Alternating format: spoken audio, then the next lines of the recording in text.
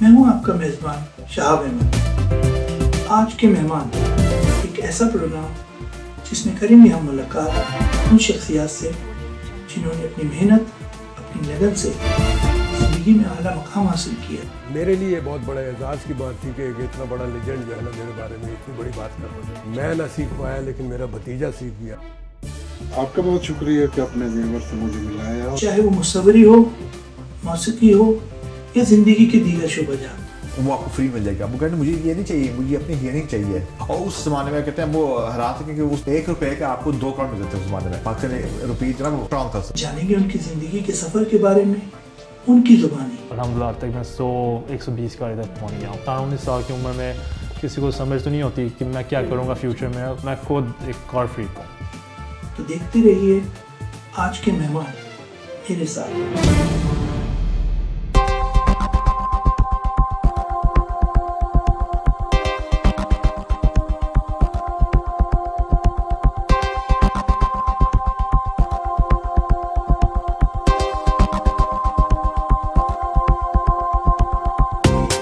अस्सलाम वालेकुम नाज़रीन, आज के मेहमान के इस नए एपिसोड के साथ आपकी खिदमत में हाजिर हैं। नाज़रीन, बात यह है, इस ज़िंदगी में हर इंसान खूब से खूबतर की तलाश में रहता है और इसके लिए अनथक मेहनत, जद्दोजहद और मुसलसल काविश करता रहता है। और जब इन तमाम मराहिल से गुज़र जाता है तो एक जाना पहचाना नाम बन जाता है। लेकिन इस सब के पीछे बहुत मेहनत होती है, चाहे वो किसी भी शोबे से ताल्लुक़ रखता हो। ऐसी ही एक खूबसूरत और स्टॉकहोम की जानी पहचानी सहाफ़त से वाबस्ता शख्सियत डॉक्टर आरिफ कसाना, जिनसे हम आपकी आज मुलाकात करवाएंगे। अस्सलाम वालेकुम डॉक्टर साहब, आज के मेहमान के इस नए एपिसोड में हम आपका खैर मकदम करते हैं और हम शुक्रगुजार हैं कि आपने अपने कीमती वक्त में से हमारे लिए वक्त निकाला। आपका शुक्रिया। बिस्मिल्लाहिर्रहमानिर्रहीम और वालेकुम अस्सलाम जनाब, आपका बेहद शुक्रिया कि आपने ये मौका फ़राहम किया ताकि बहुत सी ऐसी बातें जो पहले शायद नहीं हुई और उन हवाले से भी बात हो। और दूसरा ये है कि स्वीडन में आप एक बहुत अहम काम आप कर रहे हैं मीडिया के हवाले से, बल्कि सिर्फ पाकिस्तान नहीं बल्कि साउथ एशिया के हवाले से यहाँ पे होने वाली मुख्तलिफ़ सरगर्मियों और मुख्तलिफ़ अहम शख्सियात जो हैं उनके अपने इंटरव्यूज़ कर रहे हैं। यहाँ पे होने वाली सरगर्मियों को जो है वो मीडिया के ज़रिए पूरी दुनिया में दिखा रहे हैं। तो ये डेफ़िनेटली आप एक बहुत अहम काम कर रहे हैं और यकीनन ये काबिल सताइश है। तो इस लिहाज से मैं आपका शुक्रिया अदा करता हूँ कि आपने मुझे भी इस प्रोग्राम में कुछ बात करने का मौका फ़राहम किया है। सबसे पहले तो हम आपकी इब्तिदाई ज़िंदगी के बारे में जानना चाहेंगे कि आपने तालीम कहाँ तक हासिल की। मेरी पैदाइश जो है वो सियालकोट में हुई और इब्तदाई तालीम भी मैंने वहीं से हासिल की। फिर हाई स्कूल की तालीम जो है वो भिम्बर आज़ाद कश्मीर वहाँ से मैंने ली और फिर दोबारा मरे कॉलेज सियालकोट से मैंने FSc किया और बाद में एग्रीकल्चर यूनिवर्सिटी फैसलाबाद वहाँ से मैंने वेटनरी साइंसेस में ग्रेजुएशन की और MSc ऑनर्स जो MPhil जो है वो college of veterinary sciences Lahore जो है वो यूनिवर्सिटी है वहाँ से मैंने किया। और इसके साथ ही मैंने अपने शौक़ से पंजाब यूनिवर्सिटी से MA तारीख़ में किया और कुछ और कश्मीरियात में, अरेबिक में दीगर जो है डिप्लोमा और सर्टिफिकेट्स किए। और इसके बाद पाकिस्तान में as a veterinary officer health मैंने कुछ अर्सा जॉब की और इसके बाद फिर 1995 में मैं अपनी फैमिली के साथ स्वीडन आ गया। स्वीडन में आने के बाद यहाँ पे यहाँ की जो मारूफ मेडिकल यूनिवर्सिटी है कैरोलिंस्का इंस्टीट्यूट, उससे मैंने ह्यूमन एम्ब्रियोलॉजी में मज़ीद तालीम हासिल की और फिर वहीं पे मुझे जॉब ऑफ़र हुई। तो वहाँ पे मैं तब से 2001 से वहीं पे कैरोलिंस्का इंस्टीट्यूट में काम कर रहा हूँ। स्कूल दौर में था तो मैं बच्चों के जो रिसाले होते थे, मैगज़ीन्स होते थे, उनमें लिखा करता था। फिर इसके बाद जब कॉलेज और यूनिवर्सिटी गया तो मुख्तलिफ़ अखबारात हैं, हफ्तरोज़े हैं, उनमें मज़ामीन या कॉलम या इस तरह की मुख्तलिफ़ जो रिपोर्ट्स वग़ैरह हैं अपने जो स्कूल कॉलेज के जो मैगज़ीन्स हैं उनमें लिखने का शौक़ था। तो जो वक्त होता है या जो एक मौका हल की मुनासबत से मैं लिखा करता था। अब यहाँ आके भी स्वीडन की डायरी एक बड़े तसलसल से मैंने लिखी है स्वीडन में होने वाली मुख्तलिफ जो सरगर्मियाँ हैं, जिसमें पाकिस्तानी कम्यूनिटी या स्वीडिश जो है वो सियासत है या यहाँ की मईशत है, मुख्तलिफ जो मौज़ूआत हैं, समाजी मौज़ूआत हैं, उनको मौजू बना के स्वीडन की डायरी के उन्वान से मैंने बहुत अच्छा लिखा है।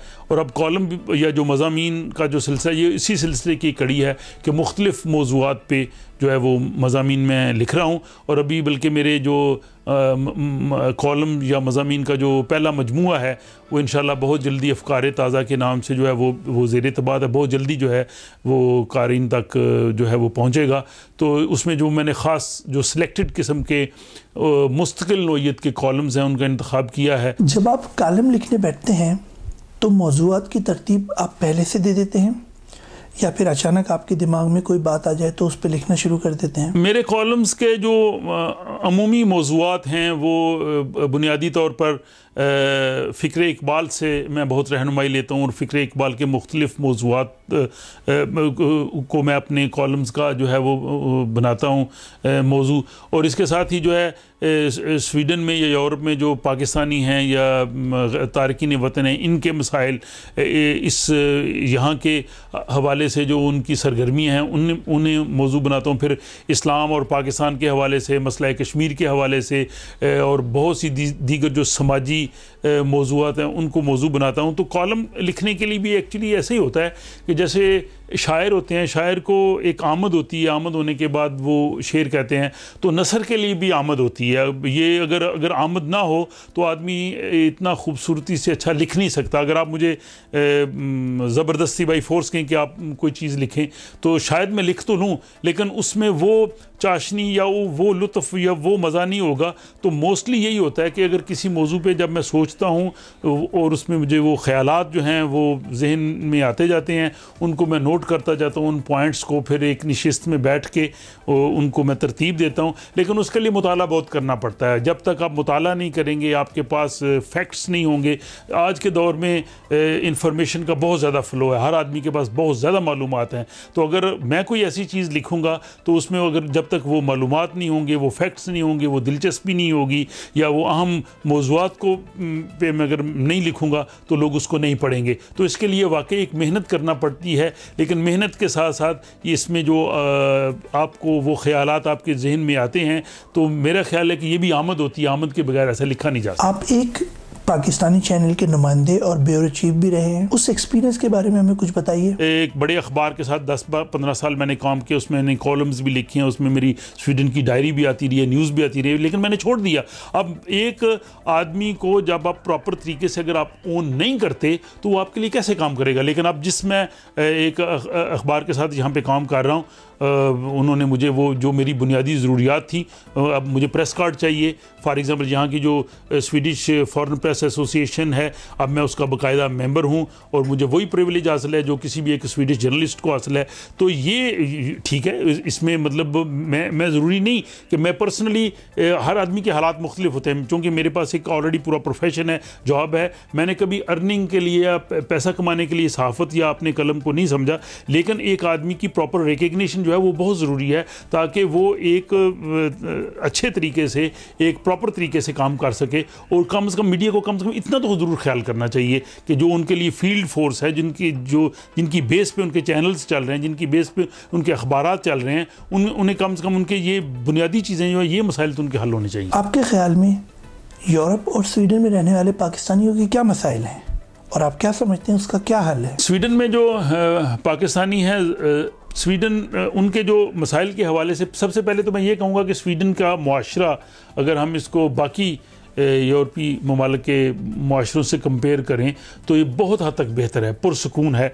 अगर आप बाकियों से देखें तो वहाँ पे शायद लोगों को ज़्यादा मसाइल हों, यहाँ इतने ज़्यादा मसाइल नहीं है। कि सिंपल एग्जांपल है कि 2 इलेक्शंस हुए और यहाँ पे जो दाएं बाजू की इंतहा पसंद जमात है वो इस पोजीशन में थी कि वो जिस ग्रुप के साथ मिल जाए हुकूमत मिले, लेकिन दोनों ब्लॉक्स ने उन्होंने कहा जी कि हमने इनके साथ नहीं बैठना। और इस वक्त भी स्वीडन में जो मिनॉरिटी हुकूमत है वो रूल कर रही है, और पिछली दौर में भी मिनॉरिटी हुकूमत थी, यानी यहाँ के लोगों ने बहुत बड़े मुजाहरे भी किए उस जमात के खिलाफ। उन्होंने कहा जी कि उनको पार्लियामेंट से बाहर निकाला जाए। तो इस लिहाज से, और अभी भी देखें जो महाजरीन का मामला है, स्वीडन अपनी आबादी के तनासब से सबसे ज़्यादा महाजरीन को वेलकम कह रहा है। और उसने कहा है यहाँ पे जो भी हालात हैं, मतलब जो बैनुल अक़वामी हालात हैं, ज़ाहिर वो इस मुआशरे में भी असरअंदाज हैं। तो पाकिस्तानी कम्यूनिटी जो है वो इस सिलसिले में बहुत अहम रोल प्ले कर सकती है। स्वीडन में जो पाकिस्तानी कम्यूनिटी है वो एक अहम मुकाम रखती है। पाकिस्तानी जो है वो यहाँ पे पुरअमन शहरी हैं, और गालिबन सिर्फ एक पाकिस्तानी किसी जो है वो क्रिमिनल एक्टिविटी की वजह से जेल में है। यहाँ पे पाकिस्तानियों का एक अच्छा नाम है, नेक नाम है, वो कानून के पाबंद हैं, और वो इस माशरे में मुख्तलिफ शोबाजात में बड़ी अच्छी वो कारकर्दगी का मुजाहरा कर रहे हैं। मैं समझता हूँ ये एक बहुत बड़ा रोल है। जब आप उस मुल्क के कानून के मुताबिक काम कर रहे हों, आप उस मुल्क में एक मुफीद शहरी की हैसियत से अपना किरदार अदा कर रहे हों, और अपने बच्चों का आप ख्याल कर रहे हो कि बच्चे जो है वो इंतहा पसंदी की तरफ ना जाएं, तो ये हम रोल अदा कर सकते हैं। और अगर अपने बच्चों को, अगर आप कुरान की तालीम नहीं देंगे तो कोई और उन्हें तालीम देगा, और कोई जो और देगा वो अपनी मर्ज़ी से बेशक उनको जिस तरफ मर्ज़ी ले जाए। जो बच्चे यूरोप में रहने वाले पाकिस्तानियों के इंतहा पसंदी की तरफ मायल हुए भी हैं या गए भी हैं, तो उनका एनालिसिस कर रहे हैं। उसकी रीज़न यही है कि वालिदैन बच्चों पे तवज्जो नहीं देते, वालिदैन बच्चों को कुरान की तालीम खुद नहीं देते, खुद नहीं पढ़ते। बच्चे जो है वो दूसरों के हाथों में चले जाते हैं। जब दूसरों के हाथों में चले जाते हैं तो फिर वो अपनी मर्ज़ी की बच्चे को तालीम दे के जिस तरफ मर्ज़ी ले जाए। तो रोल ये प्ले करना है। मैंने रोल अपने आप पे, अपने घर पे, जब मैं अपने घर को ठीक कर लूँगा तो मेरी ज़िम्मेदारी जो है वो बहुत हद तक पूरी हो गई है। इसी तरह हर आदमी अपने अपने घर की ज़िम्मेदारी, अपने हल्का असर की ज़िम्मेदारी, जैसे हदीस मुबारक है कि कुल्लुकुम राइन व कुल्लुकुम मसूलन अन रई आते ही, कि तुम में से हर एक निगहबान है और उसको उसकी निगहबानी के बारे में पूछा जाएगा। तो ये एक बहुत ज़रूरी चीज़ है। और इसी सिलसिले को देखते हुए मैंने बच्चों के लिए जो है वो इस्लामी मालूमात पर मबनी दिलचस्प कहानियाँ जो हैं वो लिखी हैं। वो इंशाल्लाह बहुत जल्द नेशनल बुक फाउंडेशन पाकिस्तान जो है वहाँ से शाया हो सकेगी।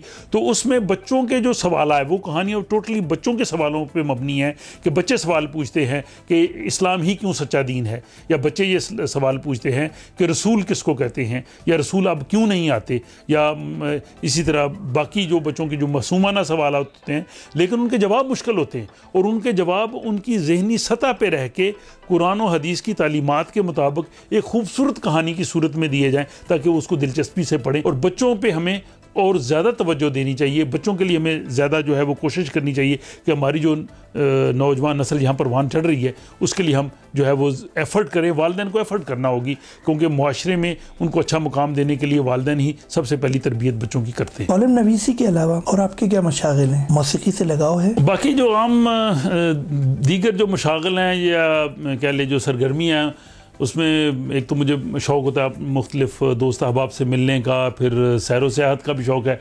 जब कभी वक्त मिलता है तो स्वीडन से बाहर फैमिली के साथ जो है वो जाने के लिए हम तैयार होते हैं, और इस चीज़ का बहुत शौक़ है। दुनिया के मुख्तलिफ़ मुल्कों में जाने का मौका मिला है, सैर व सियाहत का मौका मिला है, इससे आदमी बहुत सीखता है। फिर उसी हवाले से अगर अच्छे वहाँ पे कुछ म्यूज़ियम्स हों, म्यूज़ियम में जाके उन चीज़ों को देखने का, किताबें देखने का, मुख्तलिफ़ मौज़ूआत पे जो लिखी हों। फिर इसके साथ मुझे गज़लें सुनने का बहुत शौक़ है, और अच्छी गज़लें हमारे तो बेशुमार, जैसे मेहंदी हसन है, फरीदा खानम है, नैयर नूर हैं, नूर जहाँ हैं, और बहुत से लोग हैं, और भी बाकी लोग हैं जिन्होंने बड़ी अच्छी उस्ताद असद अमानत अली हैं, उस्ताद अमानत अली हैं।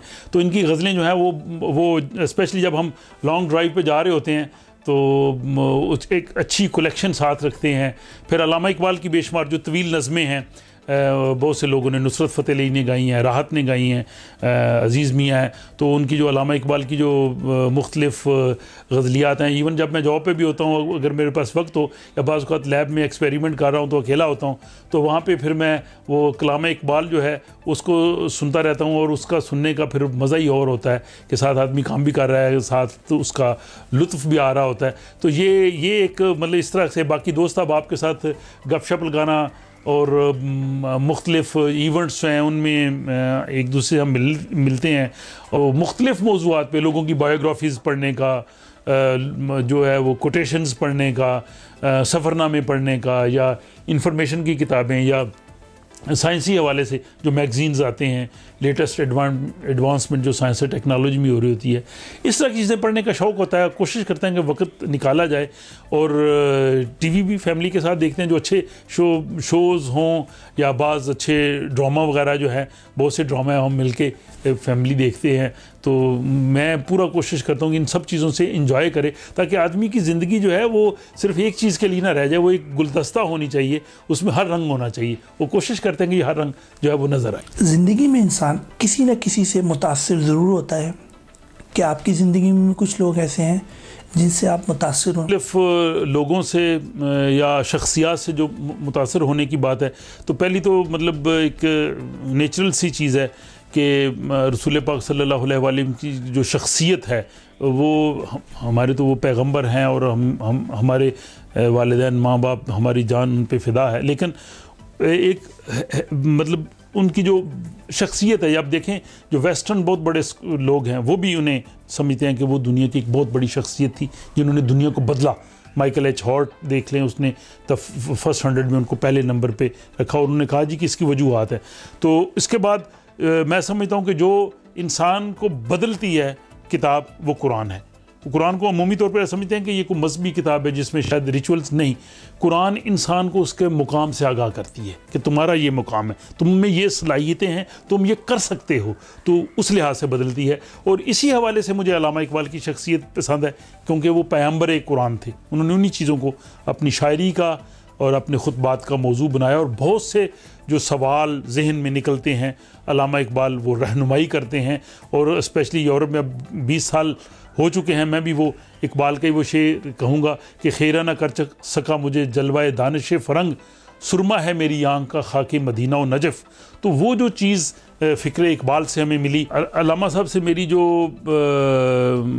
क़ैद अक़ीदत है अल्लामा के उनके पैगाम की वजह से है, और उनका जो पैगाम है वही है जो अल्लाह ताला ने अपनी आखिरी वही में रखा। इश्क़ रसूल का उनका पैगाम है। और ये मेरी बड़ी खुशनसीबी भी है कि मेरा ताल्लुक़ भी सियालकोट से है, उसी हमारे कॉलेज से अल्लामा इकबाल ने तालीम हासिल की, फिर लाहौर भी मैं पढ़ता रहा हूँ। और मैं ये वाक़या सुनाऊँ कि मैं हाइडलबर्ग गया, और हाइडलबर्ग में अल्लामा साहब जब PhD का थीसिस लिख रहे थे म्यूनिख, तो कुछ अर्सा वहाँ पे जर्मन ज़बान सीखने के लिए वहाँ पे रहे।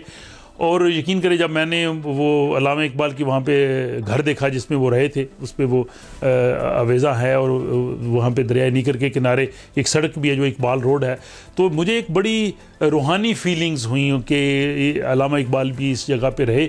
और मैं अपने तौर पे मैंने बहुत से कॉलम और बहुत से मज़ामीन फ़िक्र इकबाल के हवाले से लिखे, जो मेरी बुक आ भी रही है, किताब आ रही है अफ़कार ताज़ा, उसमें बहुत से कॉलम्स हैं जो अल्लामा इकबाल के मुख्तलिफ़ पैगाम के मौज़ूआत पे हैं। लेकिन मैंने उसमें एक कॉलम मैंने ये भी लिखा है, अल्लामा इकबाल और दाग हैमरशोल्ड। दाग हैमरशोल्ड जो है वो स्वीडन के एक बहुत बड़े जो हैं वो फ़िलासफ़र हुए हैं, और अभी जो 1000 का जो करेंसी नोट है उस पर उनकी गवर्नमेंट ने उनकी तस्वीर भी अवेज़ा की है, जो सबसे बड़ा स्वीडन का करेंसी नोट है, उनकी खिदमात के एतराफ़ के तौर पे। और वो अक़वाम मुत्तहिदा के दूसरे सेक्रेटरी जनरल भी रहे हैं। अब उनकी जो थाट्स हैं वो बहुत हद तक तौहीद के हवाले से, और बहुत सी उनकी बाकी जो थाट्स हैं वो अल्लामा इकबाल से काफ़ी मिलती हैं। तो मेरी ख्वाहिश है और कोशिश है कि शायद ऐसा मौका आए अल्लामा इकबाल और दाग हैमरशोल्ड की थॉट्स पे मैं जो है वो PhD करूं या इस पे रिसर्च करूं। तो मुमकिन है अगर मुझे ऐसा वक्त मिला और हालात ऐसे हुए तो शायद इस तरफ जो है वो मैं कोशिश करके अल्लामा इकबाल का जो ये पहलू है, और स्पेशली जो स्वीडन का एक फ़िलासफ़र है, उनके साथ जो है वो उनका मवाजना करके, और आज के दौर के जो प्रॉब्लम्स हैं स्पेशली इंतहा पसंदी के हवाले से, मटीरियलिज़म के हवाले से, और जो खुदा के वजूद का लोग इनकार तक करते हैं उसके हवाले से जो अल्लामा इकबाल ने और उन्होंने कहा है, तो हो सकता है कि इस पे मैं मुस्तक़बिल में कुछ काम करूं, मेरी ये ख्वाहिश। फिर कायद आज़म की शख्सियत है, मैं उनकी शख्सियत को जब मैंने पढ़ा, एक साफ़ सुथरे सच्चे सुथरे सियासतदान, बाअसूल सियासतदान, जिन्होंने जो लोगों को एक वो बताया कि किस तरह का भी हालात हों, आप किस तरह उसके अंदर रह के, एक दिन के लिए वो जेल नहीं गए, कि अगले के कानून के अंदर रह के आप किस तरह काम कर सकते हैं। 2007 से यहाँ पे एक सिलसिला शुरू किया स्टॉकहोम स्टडी सर्कल के नाम से, बल्कि उसे कह लें कि हम जो यहाँ के हमारे इंटेलेक्चुअल्स हैं उनकी एक ग्रुप बना, और तब से हम हर महीने एक दरस कुरान का जो है वो सेशन करते हैं मेरे यहाँ। और अल्लाह ताला ने मुझे ये सादत बख्शी है कि मेरे घर में ये सिलसिला तकरीबन 2007 से जारी है, और आज तक अभी तक इसके जो है वो 91 सेशन हो चुके हैं। इसी साल 2016 में इंशाल्लाह उसके 100 सेशन पूरे हो जाएंगे, और वो हमारे पास पूरे डॉक्यूमेंटेड हैं। उसके हर एक सेशन की जो पावर पॉइंट प्रेजेंटेशन है वो हमारे पास मौजूद है, और इसमें हमने तमाम टॉपिक्स लिए। हमने सलात, पर्दा, रिबा का टॉपिक है, तख्लीक कायनात है, तख्लीक इंसान है, सियासत है, दहशत गर्दी है, अज़मत रसूल है। यानी ज़्यादातर हमने वो टॉपिक्स लिए हैं कि जो हमारी अमली ज़िंदगी से मुतल्लिक़ हैं, और अमली ज़िंदगी के जो मसाइल हैं उनका हल हम कुरान हकीम की रोशनी में हासिल करें। जैसे सियासत है, तालीम है, मईशत है, कारोबार है, हमारे रोज़मर्रा के जो मसाइल हैं, इन चीज़ों पे हमने सेशंस किए हैं। और अभी जो मैं पहले अर्ज़ कर रहा था, जो अल्लामा इकबाल ने कहा कि इस कौम में जो कमी है वो तरबियत की है और अखलाक नबवी की तालीम देनी चाहिए। तो अभी जो सेशन हमारे आ रहे हैं उसमें ज़्यादा हम फोकस करेंगे अपने बच्चों को, नौजवानों को, कि उनको हम बुलाएं। और हमारा सेशन जो होता है वो उर्दू, इंग्लिश, स्वीडिश, हम तीनों लैंग्वेज को यूज़ करते हैं ताकि हमारे जो नौजवान बच्चे जो यहाँ के रहने वाले हों वो स्वीडिश में भी समझ सकें। तो हम ये शुरू कर रहे हैं इस सिलसिला के बच्चों की तरबियत कुरान और सुन्नत और उसवा हसना की रोशनी में हम करें, ताकि उनमें इस जो रसूल पाक सल्लल्लाहु अलैहि वसल्लम की सीरत है उनकी मुख्तलिफ पहलू जो हैं, उनकी झलकियाँ उनकी सीरत में आए, वो समझें। आप कश्मीर कमेटी के मेंबर भी हैं, उसके बारे में हमें बताइए। हमारा ताल्लुक जो है वो रियासत जम्मू कश्मीर से है, और जम्मू कश्मीर का जो मसला है अभी तक आप देखें 60 साल से वो हल तलब है। वो अक़वाम मुत्तहिदा के एजेंडे पर भी है, और अक़वाम मुत्तहिदा ने इस पर जो है वो करारदादें भी पास की हैं। तो आलमी राय आमा को मसला कश्मीर से आगाह करने के लिए, और स्वीडिश जो लोग हैं, मीडिया है, सियासतदान हैं, यहाँ की हुकूक इंसानी की तंजीमें हैं, इनको आगाह करने के लिए यहाँ पे हमने कश्मीर कमेटी बनाई हुई है। और कश्मीर कमेटी के तहत हम मुख्तलिफ मौक़े पे पार्लियामेंट के मेंबर्स के पास जाते हैं, उनको जाके आगाह करते हैं कि मसला कश्मीर की नज़ाकत में स्वीडन अपना रोल प्ले करे, क्योंकि स्वीडन एक जो है वो गैर जानबदार मुल्क है। और दूसरी अहम बात यह है कि स्वीडन के जो दाग हैमरशोल्ड जो सेकंड सेक्रेटरी जनरल थे यूएन के, उन्होंने मसला कश्मीर हल करने के लिए काफ़ी कोशिश की, क्योंकि वो इब्तदाई दौर था जब मसला कश्मीर पैदा हुआ। फिर स्वीडन के जो फ़ौज है यूएन के तहत, वो जो सीज़ फायर लाइन है हिंदुस्तान और पाकिस्तान के दरमियान, जो आर्मी है उनके दरमियान, वहाँ पे है, मिलिट्री ऑब्जर्वर की सूरत में है। और एक स्वीडिश कर्नल है, उसने बुक भी इस बारे में लिखी है, फॉरगॉटन गार्डियंस ऑफ कश्मीर। तो स्वीडन मसला कश्मीर से शुरू से 1948 से मुंसलिक है। और दूसरा ये कि गैर जानबदार मुल्क है, एक पाकिस्तान और हिंदुस्तान का वो एक मुश्तरका दोस्त है, वो इसमें रोल प्ले कर सकता है। तो हम कोशिश कर रहे हैं यहाँ के मीडिया में, यहाँ के पार्लियामेंट के लोगों को मसला कश्मीर से आगाह करें। और आपके ख्याल में मसला कश्मीर का क्या हल है? मसला कश्मीर का हल तो होना है, ये जो मौजूदा तकसीम जो है ये हल नहीं है। तो एक तो जो इसके मुमकिन हल हैं उनमें एक ये कहा जाता है जी कश्मीर को तकसीम कर दिया जाए। तकसीम को कश्मीरियों ने कबूल नहीं किया और कश्मीरी कभी इसको कबूल नहीं करेंगे। तो तकसीम मसला कश्मीर का हल नहीं है। अगर तकसीम हल होता तो अब तक हो चुका होता।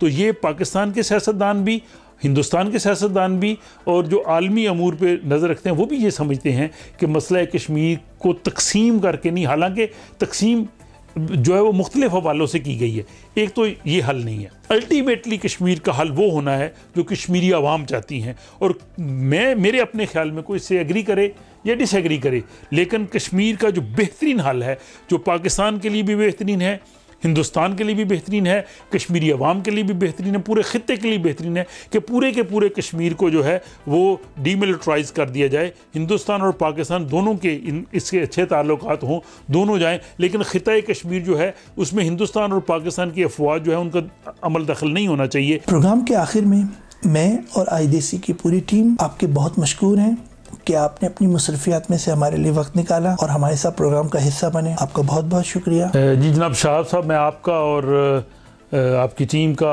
IDC चैनल का बहुत मशकूर हूँ कि आपने यह मौका फ़राहम किया कि बहुत से मौज़ूआत पे जिन पे शायद पहले इस तरह के खुल के बात नहीं हुई थी, आपके तवस्सुत से नाज़रीन तक वो तमाम किस्म की बातें जो हैं वो शेयर करने का मौका मिला है। और आप यहाँ पे बहुत अहम काम कर रहे हैं पाकिस्तानी कम्युनिटी के लिए और बल्कि साउथ एशियन पूरी कम्युनिटी के लिए। और ये आपकी जो ख्वाहिश है वो यकीनन काबिल सताइश है।